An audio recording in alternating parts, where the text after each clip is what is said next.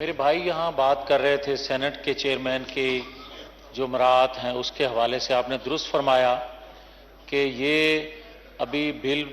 اس حال میں اس اسمبلی میں نہیں آیا، تو جب آئے گا اس پہ بات کریں گے۔ مگر میں بڑی معذرت سے یہ گزارش کروں گا، نہ یہ وقت ہے نہ یہ حالات ہیں کہ ایسا بل پیش بھی کیا جاتا سینٹ میں، پاس ہونا تو دور کی بات۔ آپ ان کو دیکھیں جو 2 وقت کی روٹی کو لوگ ترس رہے ہیں،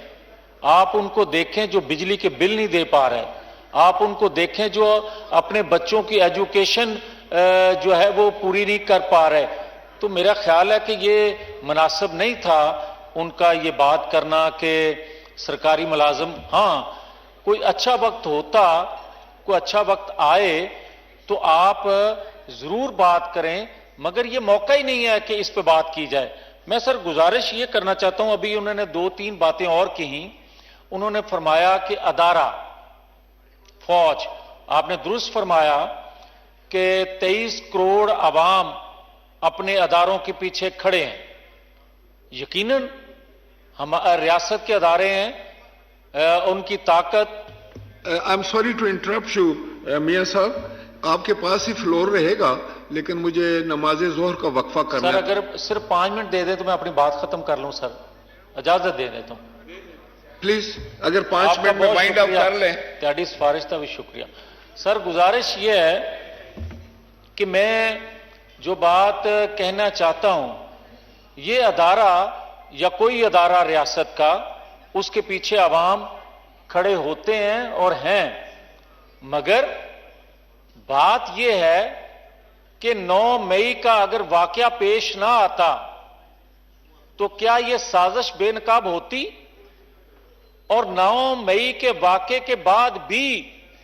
آج بھی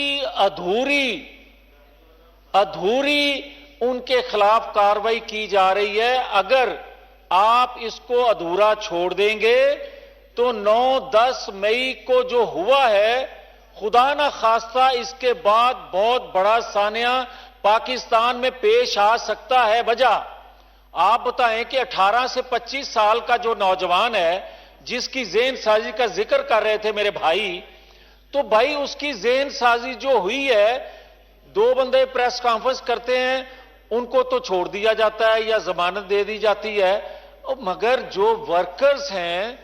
جو اس پارٹی کے ساتھ پی ٹی آئی کے ساتھ وابستہ تھے لوگ، کیا ان کو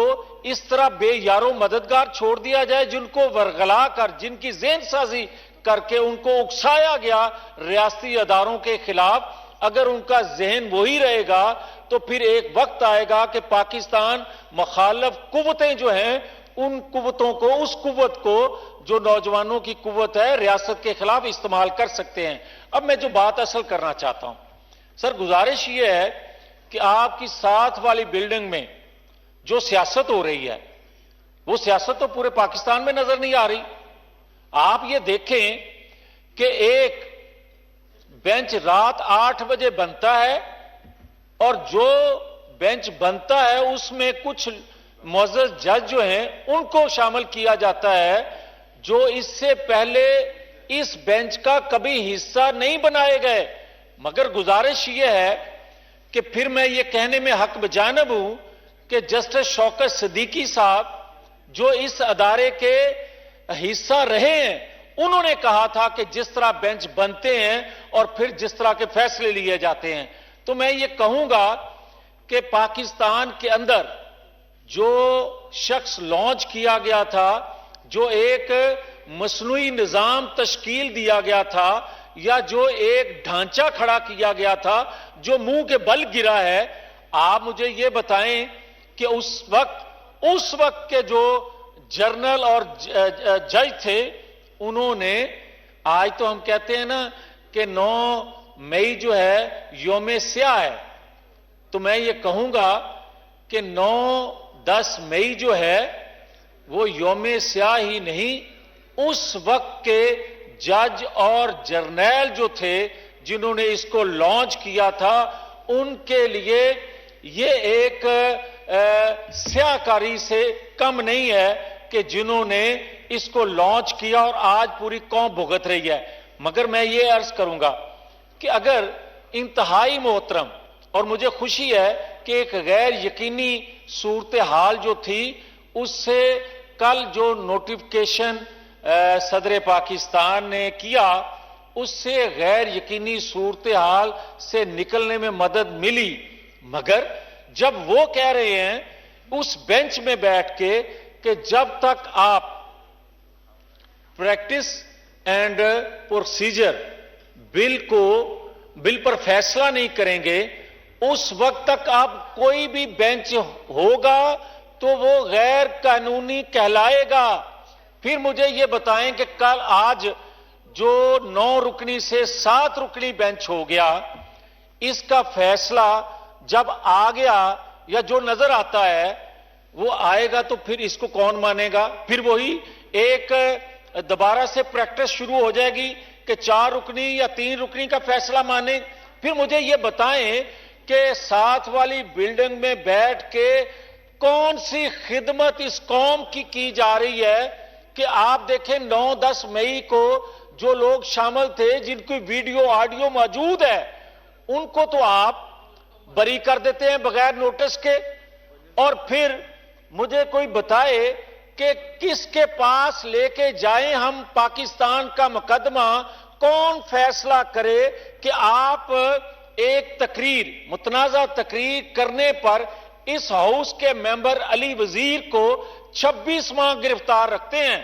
اور دوبارہ اسے گرفتار کرتے ہیں پھر اس نے متنازع تقریر کرنے پر. تو مجھے یہ بتائیں جو 1 سال سے متنازع تقریر کر رہا ہے اور پاکستان کی اینٹ سے اینٹ بجا دی، اس نے پاکستان کی 9-10 مئی کو چولہے ہلا کے رکھ دی، آپ اس کو 26 گھنٹے گرفتار کرنے کے لیے تیار نہیں ہیں؟ کیوں نہیں ہیں؟ تو پھر مجھے یہ بات کہنے دی جائے کہ کیا ریاست سے بڑھ کر انسانی حقوق مقدم ہے، مقدس ہے؟ اور وہ دنیا جو اپنے ملک کے اندر اس طرح کی کارروائیاں ہوتی ہیں چند فائلیں اٹھانے پر اپنے سابق صدر کو گرفتار کر سکتی ہیں، تو یہاں انسانی حقوق کا بھاشن ہمیں دیا جا رہا ہے جس نے پاکستان کی چولہے ہلا کے رکھ دی. تو میں کہنا یہ چاہتا ہوں جناب اسپیکر اس پر بھی ضرور رولنگ دیں، جو ہولی پر رولنگ آ سکتی ہے اس پر بھی رولنگ دیں کہ پاکستان ہمیں زیادہ جان سے عزیز ہے. ہم نہیں دیکھیں گے کہ ججز گیٹ سے کس گاڑی پہ اس کو لایا جائے، اور 1.5 ماہ سے زیادہ عرصہ گزرنے کو ہے ابھی تک میرے پاکستان کی اینٹ سے اینٹ بجانے والا ایک بھی سزا کو نہیں پہنچا. تو پھر مجھے یہ بتائیں کہ ایسے قاضی وقت کے جو ہیں جو فیصلے وہ دے رہے ہیں، جیسے بینچ وہ بنا رہے ہیں، جیسی سیاست وہاں کی جا رہی ہے، اس کے بعد میں اپنا مقدمہ کہاں لے کے جاؤں گا؟ نماز